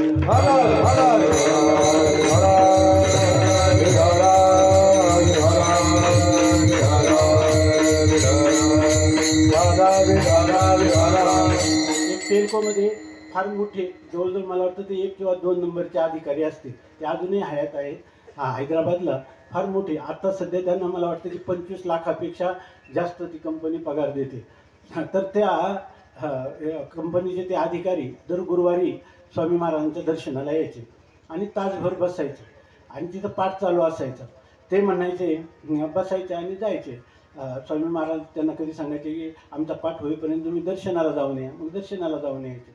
पण एक दिवस ते आले आणि त्यांनी सांगितलं, स्वामी महाराज आज मी काही एक ध्येय घेऊन तुमच्याकडे आलेलो आहे, तुम्हाला काही विनंती करायची आहे. स्वामी महाराजांनी म्हटलं काय सांगा, विनंती काय आहे तुमची. तर त्यांनी सांगितलं इथं तुमचे जे पाठ चालतात वेदांताचे, तर मला ह्या विचारसागर नावाचा जो ग्रंथ आहे तो ग्रंथ मला शिकण्याची इच्छा आहे. तुमचे सगळे लोक आनंद घेतात आणि मला हे काही कळत नाही. वास्तविक मी इतका शिकलेला मोठे इंजिनियर होते, ते म्हणजे आहेत अजूनही. तर ते म्हटले की मला हे का कळू नये, पण मला असं वाटतं की शिकायचं. स्वामी महाराज म्हणे तुम्ही 25 वर्षापासून माझ्याकडे येतात, आज तुम्हाला हे का वाटलं. तर त्यांनी सांगितलं याचं कारण असं आहे की मला सगळे संसारातले अनुकूलता आहे. मला 2 मुलं आहेत नोकरीला, 2 सुना आहेत त्याही नोकरीला, पत्नी उठ म्हणलं तर उठ, बस म्हणलं तर बस आज्ञाधारी आहे, आणि मला 3 पिढ्या पुरेल एवढी इस्टेट पण आहे, घरचं शेती पण आहे, आताही भरपूर आहे. तेव्हा मला एवढंच वाटतं की तुम्ही बसले काही संसार मिथ्या आहे, ब्रह्मसत्य आहे, हे असं तुम्ही जे बोलता ना, हे शब्दाची शक्ती मला कळत नाही. लहान मुलं जसे ना एकमेकाला शिव्या देतात आणि घे टाळी म्हणतात, त्याला कारण काय, त्या शिवीची शक्ती कळली नाही. जेव्हा त्याला त्या शब्दाची शक्ती कळली तेव्हा डोळे जरी वटारले तर तो काय म्हणतो, माझ्याकडं पाहतो का, तुझ्याकडं पाहिजे का, त्याला त्या शब्दांची काय करते, शक्ती कळते. तेव्हा मला ह्या शब्दांची शक्ती कळून घ्यायची आहे असं तो महात्मा म्हटला. त्यावेळेला स्वामी महाराज म्हटले की अरे वेड्या, म्हटले तुला कधी वेदांत तुला कळणार नाही, तुला वेदांत तू शिकू पण नको. त्यांनी सांगितलं तू आपल्या घरी समाधानाने राहा. ज्या माणसाला संसारातलं सुखसुद्धा दुःख वाटतं तो वेदांताचा अधिकारी आहे. आणि तुला दुःख सुद्धा सुख वाटतं, इतका तू वाया गेलेला आहे, तर तू काय हे वेदांत ऐकशील. विठ्ठल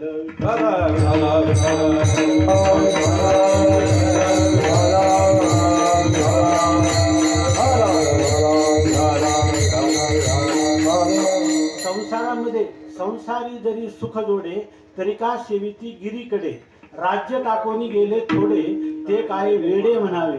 तुकाराम महाराज तर म्हणतात की या ठिकाणी या संसार हा काय संपूर्ण विषरूप अशा मनोनी रुसलो संसारा, सर्प हा विखार पांढरा, तुझशी अंतर रे दातारा, या दावेदारा निमित्त, येणे मज भोगविल्या खानी, नसता छंद लाविला मनी, माजलो मी माझे भ्रमणी, झाली बोडणी विटंबना. अशा प्रकारचं हे संसार दुःख आहे. आणि त्याच्यामध्ये जर तुम्हाला सुख वाटत असेल तर तुम्हाला हा परमार्थ कळणार कसा.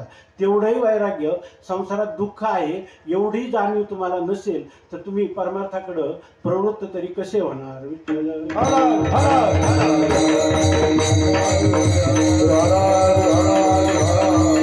स्वामी महाराजांनी त्यांना उत्तर दिलं. अर्थात तो खरोखरच त्यांची सेवा होती, त्यामुळे आज ते खूप विरक्त अवस्था जगत आहेत. आणि खूप मोठे परवा ते आळंदीला आले होते, तर त्यांनी केवळ तिथं हे ज्ञानेश्वरी पाहिली. ती ज्ञानेश्वरी पाहिली आणि तिची किंमत, तिचा दर्जा सगळं त्यांना ते आवडलं. ते पूर्वी आळंदीला होते, ते म्हणे ही सेवा खूपच महत्त्वाची संस्थांनी केलेली. त्यांनी लगेच 251 प्रती घेतल्या आणि म्हणजे ज्ञानेश्वरी वाचकांना वाचून टाका. विठ्ठल विठ्ठल.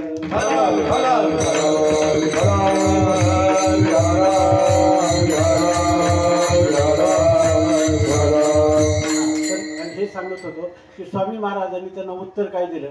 ते म्हणणे साहेब तुम्ही काही चिंता करू नका. ते जे माया आणि ब्रह्म आहे ना, माया आपल्या माहेरात सुखरूप आहे आणि ब्रह्मही त्याच्या घरी सुखरूप आहे. तुमचा आणि त्याचा काही संबंध नाही, तुम्ही आपलं चालत राहा. विठ्ठल.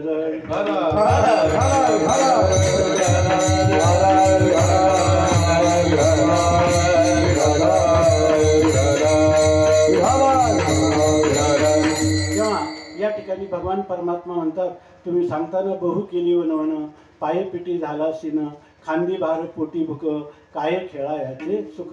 त्या संसारात किती दिवस खेळत राहणार आणि हा खेळ आम्हाला किती दिवस दुःख देत राहणार, अशी तुमची तक्रार आहे ना. हे सवंगड्यांनो, मी तुम्हाला सांगतो, हे सुख तुम्हाला पाहिजे असेल तर चला तुम्ही माझ्याकडे वळा. त्या विषयांकडे जी तुमची तोंड झालेली आहे, ते मोठेचे बैल आपल्याला माहीत आहे. मोठेचे बैल विहिरीतलं सगळं मोठ भरून वर पाणी काढतात. आता मोठ्याचा दृष्टांत सुद्धा नवीन पिढीला काही दिवसांनी कळणार नाही, चित्र काढून दाखवावं लागेल, चित्रातूनही लवकर कळणार नाही.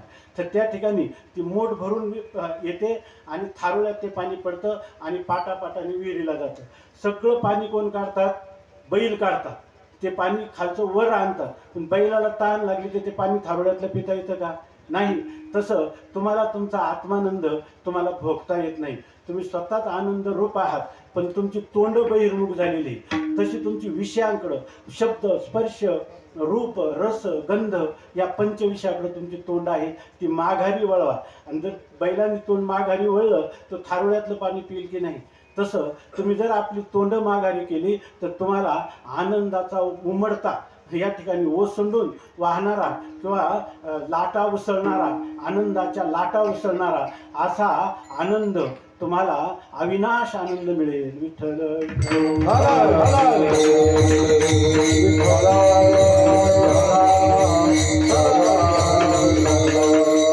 भगवान त्या सर्व प्रजाजनांना, मित्रांना, सवंगड्यांना, त्या गोकुळवासी लोकांना सगळ्यांना सांगतात, चला तुम्ही माझ्याबरोबर चला, माझ्याकडं पहा, आता तिकडं तोंड फिरवा असं सांगतात. चला काय करायचं देवा तुझ्याबरोबर जाऊन? चला वळू गाई. आपण आता गाई वळू असं सांगतात. या ठिकाणी गाय, इथे अभंग पाहिला तर काही नाही, चला गाई वळू, चला वळू गाई. आणखी काय करणार? बैसू जेवू एके ठाई. आपण एका ठिकाणी पहिल्यांदा बसू तर खरं, पण बसून का पोटातली भूक असली तर जाणार आहे का? नाही, आपण जीव पण बैसो जीव. आणि त्याच्यामध्ये एकाचं तोंड एकीकडं एकाचं तोंड एकीकडं असलं तर चालेल का? जेवणाचा सुद्धा आनंद घेण्यासाठी आपल्या भारतीय संस्कृतीमध्ये कसं जेवावं, काय जेवावं, किती जणांनी एकत्र जेवावं, त्याचा कसा आनंद घ्यावा, ज्येष्ठांनी कधी जेवावं, कनिष्ठांना कधी जेवू घालावं, सगळं शास्त्राने सांगून ठेवलेलं आहे. तर त्याप्रमाणे एका ठिकाणी बसून आपण जेवू अशा प्रकारचं सांगितलं. आणि तुकाराम महाराजांनी सांगितलं की या ठिकाणी गायी वळल्या म्हणजे ज्या ओढाळ गायी असतात त्या दुसऱ्याच्या शेतात जातात, त्यांना त्या ठिकाणी शिक्षा होते, दंड होतो. परंतु आता भगवान सांगतात त्या गायी वळायच्या म्हणजे बहिर्मुख झालेल्या वृत्ती परमात्म्याच्या सन्मुख करायच्या. त्याला वळू गायी आणि सगळ्यांनी बैसू, सगळ्यांनी एकत्र या. पहिल्यांदा जोपर्यंत विघटन आहे तोपर्यंत मनुष्याला दुःख आहे, आणि जेव्हा संघटन होतं त्यावेळेला तिथं आनंदाचं या ठिकाणी लयलूट आहे. म्हणून बैसू पण आणि जीव पण. जेवणं म्हणजे काय, दुःख जरी एकाच्या वाट्याला आलं तर सगळे वाटून घेऊ, आणि सुख जर एकाच्या वाट्याला आलं तर ते सगळं सुखसुद्धा आपण वाटून घेऊ आणि एकत्र राहू असं सांगितलं. आणि हे करीत असताना बरं आम्ही करू, हळूहळू करू, दमाने करू, तसं नाही. भगवान सांगतात तुका म्हणे धावे मग आजवे बरं, लवकर सावध व्हा. तुम्ही क्षणाहाची करावा विचार, करावया पार भव सिंधू, नाशिवंत देह जाणार सकळ, आयुष्य खातो काळ सावधान. या ठिकाणी तुम्ही आपल्या आयुष्याचा वेळ दौडू नका. तुका म्हणे धावे, लवकर धावून या आणि मग अवघेवे बरवे, मग तुमच्या जन्मामध्ये खरं कल्याण होईल. यासाठी वेद सांगतो इह चेद वेदी रथ सत्यमस्ती न चेदी हा वेदीन महती विनष्टी. जर तुम्ही या जीवनामध्ये परमात्म्याची प्राप्ती केली तर तुमचं अत्यंत कल्याण मंगळ झालं, आणि जर तुम्ही परमात्म्याची प्राप्ती करून घेतली नाही तर महती विनष्टी, तुमचा सत्यानाश झाला असं समजा, असं तुकाराम महाराज या अभंगामध्ये सांगतात. किंवा भगवान तुमच्या आमच्याशी संवाद करतो. विठ्ठल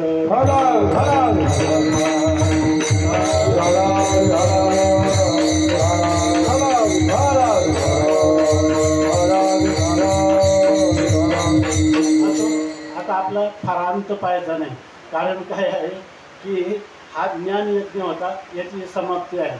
आणि धर्मशास्त्रामध्ये एक मंगल सांगितलं, त्यापैकी ज्ञानयज्ञाच्या समाप्तीला जर पाऊस असेल तर या ठिकाणी की वरुण राजाचा आपल्यावर प्रसाद आहे.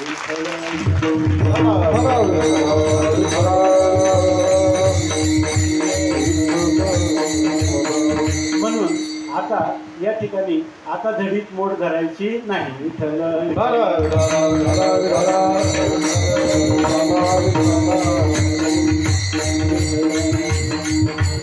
भगवंताने गोकुळात आल्यानंतर लहानपणी भगवंताने काय काय हे जसे चरित्र केले नारायणे राखिताये हे सोप सांगितले, पुढेही बहुत करणे आहे तुका म्हणे जन्म संस्थापने.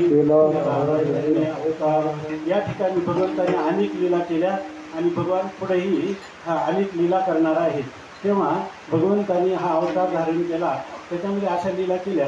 त्यापैकी एक विशेष लीला अशी केली भगवंताने की त्या ठिकाणी गोपींशी भगवंताने त्यांच्या चेष्टा केल्या आहे, आणि हे लक्षण काही चांगलं वाटत नाही. गोकुळामध्ये भगवंताने चोऱ्या पण केल्या, दही दूध लोण्याची चोरी केली. परंतु ह्या चोऱ्या कशासाठी केल्या? जे लोक अशा चोर व्यभिचारी असे आहेत त्यांचाही उद्धार व्हावा, आणि त्याच्या उद्धारासाठी म्हणून भगवंताने पुण्याचं त्यांना पर्व निर्माण करून दिलं. जे लोक असे दोषी असतील त्यांनी जर काल्याच्या कीर्तनामध्ये भगवंताच्या चोरीचं किंवा व्यभिचाराचं वर्णन ऐकलं, भागवताच्या दशमस्कंदामध्ये ह्या गोष्टी लिहिलेल्या आहेत. ते का म्हणून भगवंताने ह्या लीला केल्या? सगळ्या जगाचा नायक परमात्मा आणि त्यांनी चोरी करावी, गवळणीची रांडोळी करावी, हे कशासाठी? तर जे लोक हे ऐकतील, सांगतील, वाचतील त्यांचं पातक चोरीचं किंवा व्यभिचाराचं नष्ट होईल, यासाठी ह्या लीला आहेत. आणि म्हणून काल्याच्या कीर्तनांना सर्वांची उपस्थिती असावी, आपलं अंतकरण आपोआप शुद्ध होतं. कारण का? चरित्र ते उच्चारावे केले देवे गोकुळी. या गोकुळातल्या चरित्राच्या उच्चाराने त्या ठिकाणी चरित्र होईन, पावन होईन चरित्र उच्चार. देवाचं चरित्र उच्चार केलं, वर्णन करतो चोरीचं. माणसाने चोर किंवा व्यभिचार हे नावसुद्धा मुखातून घेऊ नये, पण भगवंताची चोरी आणि व्यभिचार तोंड भरून वर्णन करावं, कारण त्याने आपल्याला पुण्य लागतं आणि पापाचा नाश होतो असं आपलं शास्त्र सांगतं.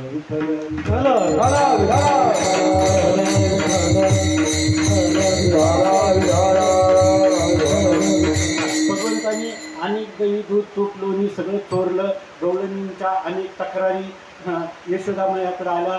यशोदामय जी खरी आई असते तिला आपल्या मुलांचा अपराध वाटत नाही, त्यामुळे तिने कबूल केलं नाही.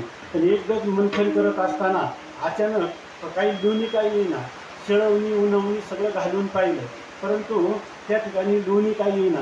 असं का होतं म्हणून तिनं त्या मातीमध्ये हात घातला, काहीतरी गुळगुळीत लागलं म्हणून तिनं असं वर काढलं तर भगवान कृष्ण परमात्मा पुरोहिताचे आतमध्ये दोन्ही खात होते. आता तिला खात्री पडली. आता ती म्हटली, तिनं संध्याकाळी नंदबाबांना सांगितलं त्या थोड्या भगवान नक्की करतो, याच्याबद्दल आता मला संशय राहिला नाही. कारण आज काय आहे, आज रंगे हात मीच त्याला पकडलं. मग भगवंतांनी सांगितलं, आपलं नंदबाबांनी सांगितलं की आता उद्यापासून याला हे उद्योग बंद करायचा असेल तर आपण याला खांद्यावरही घोंगडी, हातामध्ये काटे आणि याला गाई वळायला गाईंची वासरांचा कळप यांच्याबरोबर द्यायचा आणि सौंगड्याबरोबर पाठवायचं. अशा प्रकाराने नंदबाबांनी योजना केली. भगवान त्या ठिकाणी गाई चालण्यासाठी जाऊ लागले. नंतर गाई करून झाल्या म्हणजे त्या ठिकाणी अनेक प्रकारचे खेळ खेळू लागले. खेळ खेळता खेळता भगवंताच्या सवंगड्यांना भुकी लागली आणि ते अभंगासारखेच म्हणायला लागले, किती वेळा त्या गाया दूर जातात, वळती आणायला आम्हाला सांगतो, तू मात्र आनंदाने मजा घेतो आणि बहु केली वनवन पाय पिठी झाला शिन. आता अशा वेळेला आम्हाला खांदी भार, पोटी भूक आणि काय खेळायचे सुख. मग भगवंताने सांगितलं, चला वळू गाई आणि बैसो जेवू एके खाई. या ज्या गायी आपल्या बाहेर गेल्या तर एका ठिकाणी आणा. म्हणजे आपले जेवढी आपली अंतकरणाच्या वृत्ती बाहेर फाकलेल्या आहेत त्या सगळ्या आपल्या हृदयातल्या परमात्म्याजवळ आणा आणि शांतपणे त्या परमात्म्याचा आनंद भोगा. चला वळू गाई आणि बैसू जेवू एके खाई. आपला वेद सांगतो सगळी मानवजात, आता सांगितलं आदर्श गावाचं काय संकल्पना आहे तुकाराम महाराजांची, धावता आपण प्रथम चिंतन केलं तर त्याप्रमाणे आणि जे गाव आहे की ज्या गावासाठी माणसाने जाऊ सुद्धा नाही त्या गावाच्या विशीच्या आत, त्या गावाचं पण वर्णन केलेलं आहे तुकाराम महाराज. स्मशान ते भूमी प्रेतरूप जन, सेवा भक्ती येणं ग्रामवासी, भरतील पोटे श्वानाची आग परी आणि वस्ती दिली घरी यमदूता. अपूज्य लिंग तेथे अतितने थारा, ऐशी वस्ती थोरा कंटकाची. असं तुकाराम महाराजांनी दिले. तुकाराम महाराज म्हणतात, तुका म्हणे नाही ठाईच तिथं मधी आणि यमाची अवघी कुळवाडी. सगळी यमलोकातली गिराईक आहे हे गावातले सर्व लोक. तिथली भूमी गाव नाही, ते स्मशान ते भूमी असं सांगितलं. लोक नाही, ती प्रेत आहे असं वर्णन केलेलं आहे. तेव्हा भगवान परमात्मा या ठिकाणी त्या सवंगड्यांना सांगतात, आपण एका ठिकाणी बसू, एका ठिकाणी आनंदातने आपण जेवण करू, अशा प्रकारचे सांगतात. आणि भगवंतांनी सगळ्यांना एकत्र गोळा केलेला आहे. भगवंतांनी सर्वांना वर्तुळाकार असं ठेवलेलं आहे आणि भगवान आपलं स्वतः हाताने पेंधा वाटितो शिदोरी. या ठिकाणी कृष्णी धरेला कंठमणी, आपण कंठी धरेला कृष्णमणी, अवघा जनी प्रकाश, काला वाटू एकमेका, वैष्णवानिका संभ्रम.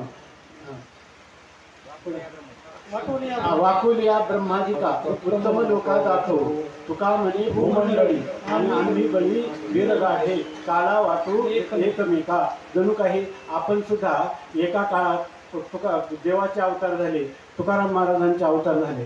तुकाराम महाराजांचा देवाचे जेवढे अवतार झाले तर जे झाले अवतार आज या ठिकाणी आपण हे काल्याच्या मंडपामध्ये जिवंत आहोत आणि एकत्र आलेलो आहोत. आपणही कधीतरी त्या गोकुळवासी जनांबरोबर जन्मलेला असू आणि त्या परमात्म्याबरोबर जणू काही आपण त्या काल्याचा आनंद घेतलेला आहे. म्हणून तेच भाग्य आज आपल्याला ह्या कलियुगामध्ये आपण काल्याच्या कीर्तनाचा एक रसास्वादन करण्यासाठी उपस्थित आहोत. आता जितकं बोलावं तेवढं थोडंच आहे. या ठिकाणी किती झालं तरी एक मर्यादा ठरलेली आहे. म्हणून आपण या ठिकाणी आज हा जो काल्याचा प्रसंग आहे त्या काल्याच्या प्रसंगामध्ये भगवान परमात्मा आपल्या हाताने आपल्या सौंदर्याला किंवा तुम्हाला आम्हाला हा काला देत आहेत. अशा एका भावविश्वास जाऊन आता या ठिकाणी काल्याचा अभंग होईल, नंतर आरती होऊन कार्यक्रमाची समाप्ती होईल. करविली तैशी केली कटकट, वाकडी केली देवदानी, कोणा कारणे झालेसे निर्माण, देवाचे कारणे देवदानी. तुका म्हणे मी तो अभिमाना वेगळा, घालुनी गोपाळा भारा असे. या ठिकाणी आपल्या आशीर्वादाने संतांच्या सहवासात सद्ग्रंथांचं थोडंफार चिंतन होतं म्हणून ह्या गोष्टी आम्हाला बोलता येतात. परंतु ह्या गोष्टी आमच्या ओठात असतात, पोटात असतील असं नाही. तुम्ही म्हणाल मग ओठात ठेवता पोटात नाही तर आम्हाला सांगता कशाला. तर तुमच्याजवळ याच्यासाठी की तुमच्या आशीर्वादाने जे काही कळतं ते आपल्याजवळ एक आत्मनिवेदन करायचं आहे आणि आमच्या ओठातले शब्द आमच्या पोटात जावे म्हणून आशीर्वाद मागण्यासाठी ही शब्दरूपी जी आपण सुमनं किंवा फुलं आहेत ती आपल्या चरणी मातृपितृकुल्य असणाऱ्या सज्जन साधूंच्या चरणी ही समर्पित करायची आणि त्याच्यातून त्या आशीर्वादाची मागणी किंवा दीक्षा आपल्या चरणाजवळ मागायची. असं ती झालेली सेवा भगवान हनुमानरायांच्या चरणी समर्पित करून आजच्या आपल्या चिंतनाला विराम देऊ. ज्ञानेश्वर माऊली प्राणराज माऊली माऊली ज्ञानेश्वर माऊली ज्ञानेश्वर माऊली प्राणराज माऊली ज्ञानेश्वर माऊली ज्ञानेश्वर माऊली प्राणराज ज्ञानेश्वर माऊली ज्ञानेश्वर माऊली प्राणराज ज्ञानेश्वर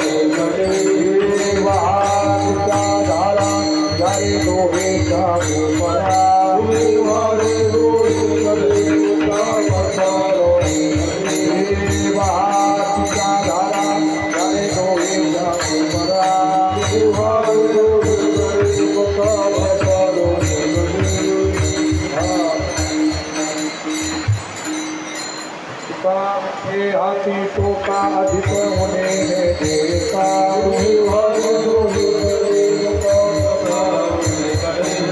म्हणे हाथी टोका अधिक होणे देता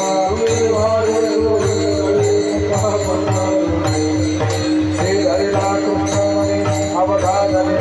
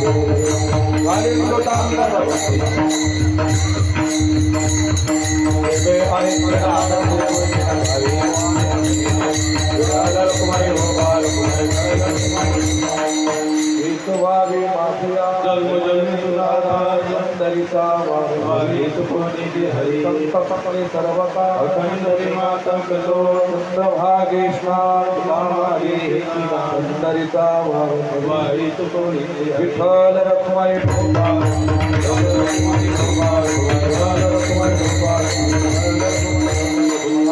भावी तया माझ्या सकळा हरिकथापणे की बाधा संत मंडळी संस्काराचा वारा न लागो राजसा माझ्या विष्णुदासा भाविका नामावणी तयाचा कल्याण पांडुरंग कल्पनेची बाधा नो करू संत मंडळी गणे ते तुझ प्रति आजे सुंदर पाहे पांडुरंग मजरे आणि तुझे काहे मारो देवा भरे आता उदार होई मज ठेवी पायी संताचे संताची निरवी हेच मजरे आणि तुझे नमागो देवा देव तुकाराम देव तुकाराम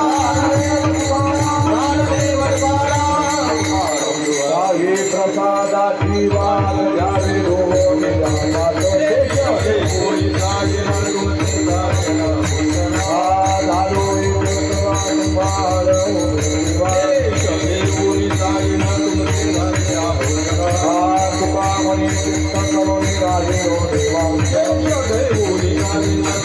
Hare